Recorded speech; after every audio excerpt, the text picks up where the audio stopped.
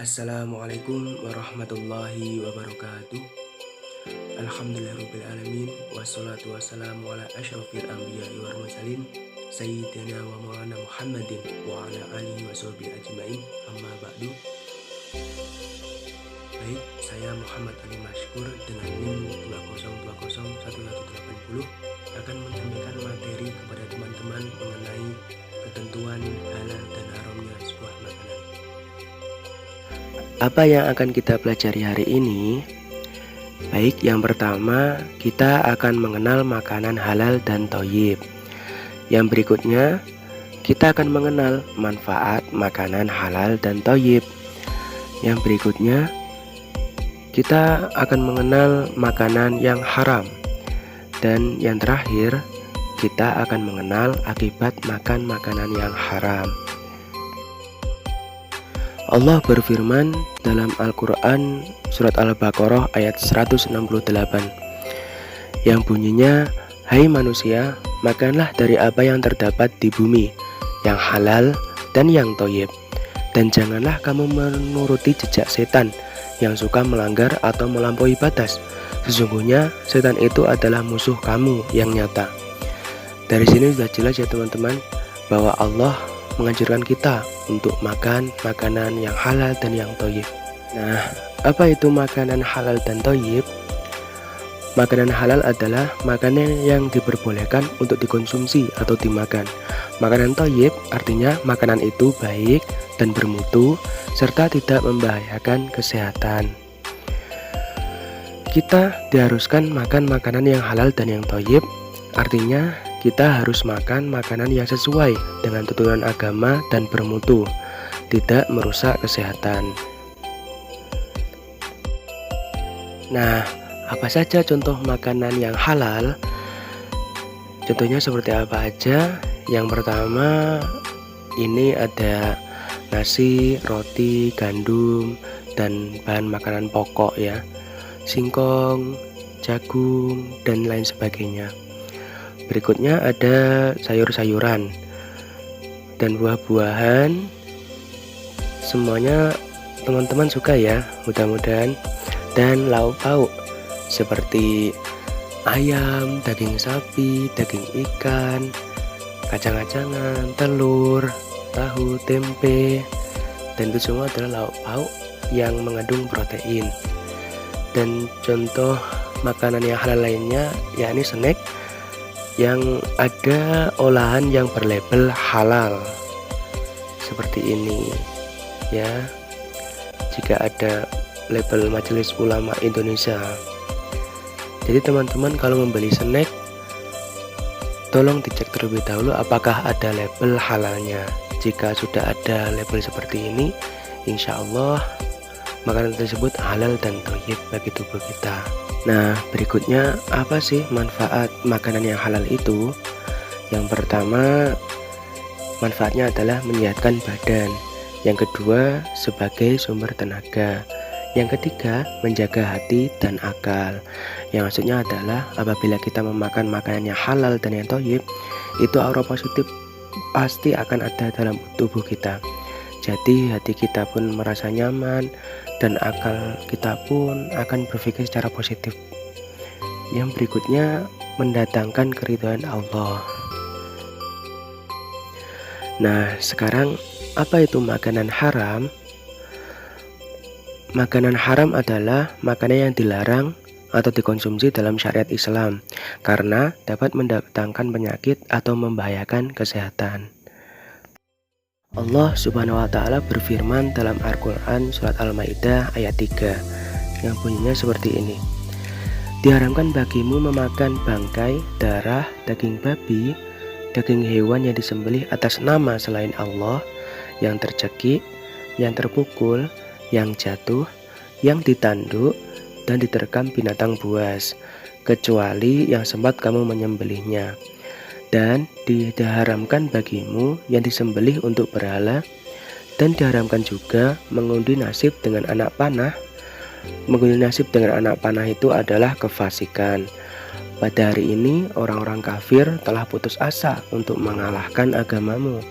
Sebab itu, Janganlah kamu takut kepada mereka dan takutlah kepadaku. Pada hari ini telah kusempurnakan untuk kamu agamamu dan telah kucukupkan kepadamu nikmatku dan telah kuridhoi Islam itu jadi agama bagimu.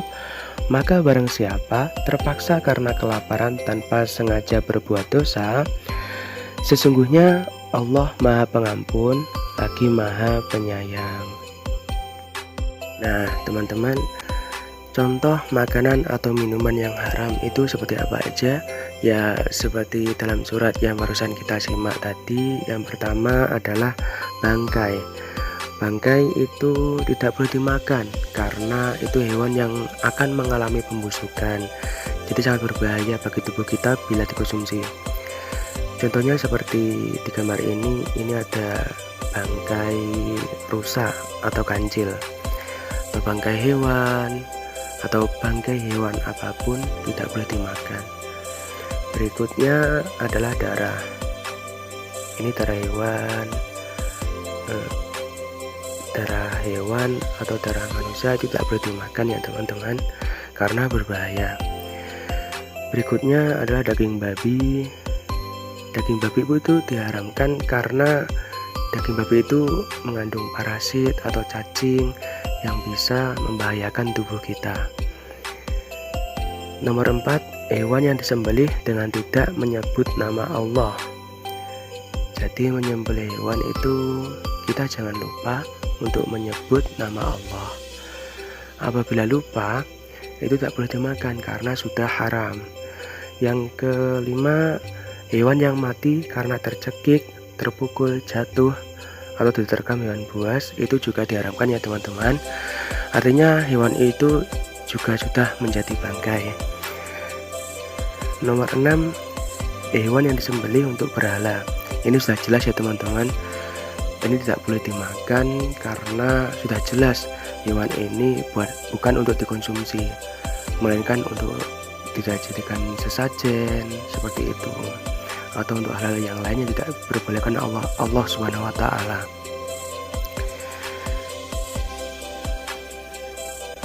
Yang berikutnya nomor 7, makanan hasil curian.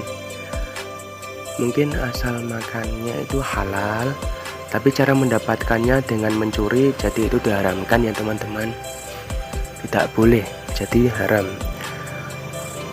Jadi kalau makanan hasil curian itu akan menjadi haram. Jadi untuk teman-teman izin dulu ya. Kita izin dulu kepada siapa yang punya, takutnya seperti ini hasil curian. Jadi akan haram bagi tubuh kita. Jadi kalau mau minta makanan, kita harus izin dulu kepada orang yang punya. Nomor 8, makan makanan secara berlebih-lebihan. Seperti ini ya di gambarnya.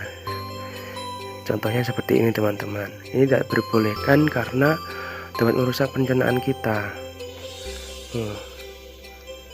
Bahkan bisa tersedak ya teman-teman.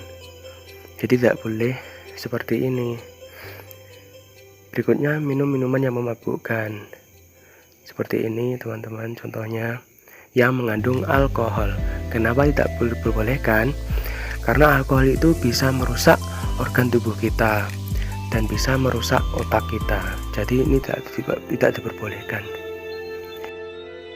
Nah, apa akibatnya apabila makan makanan yang haram? Seperti ini ya. Tubuh mudah terkena penyakit ya. Contohnya misalkan kita makan ayam, padahal ayam tersebut sudah menjadi bangkai atau mati. Jadi tubuh kita akan merasakan dampaknya. Ayam sudah mati, mulai pembusukan, jadi tidak baik untuk tubuh kita, mudah terkena penyakit juga. Yang berikutnya merusak hati dan akal. Apabila ada makanan haram yang masuk ke tubuh kita, tentunya akan membuat hati kita dan akal kita menjadi rusak. Aura negatif juga akan masuk ke dalam tubuh kita, jadi bisa merusak hati dan akal. Dan yang berikutnya, doa-doanya tidak dikabulkan. Apabila kita memakan makanan yang haram, Jadi kita kan melanggar perintah Allah ya teman-teman. Jadi Allah tidak akan mau mengabulkan doa-doa kita. Dan yang keempat, amalannya kita tidak akan diterima teman-teman. Ini hati-hati ya teman-teman. Apabila ada makanan haram yang masuk ke dalam tubuh kita, maka amalan kita tidak akan diterima oleh Allah Subhanahu wa taala. Dan yang paling seram adalah yang terakhir, dapat membawa kita ke neraka. Nauzubillah min dzalik ya teman-teman. Jangan sampai gara-gara makanan-makanan yang haram kita bisa terseret ke dalam api neraka. Baik teman-teman,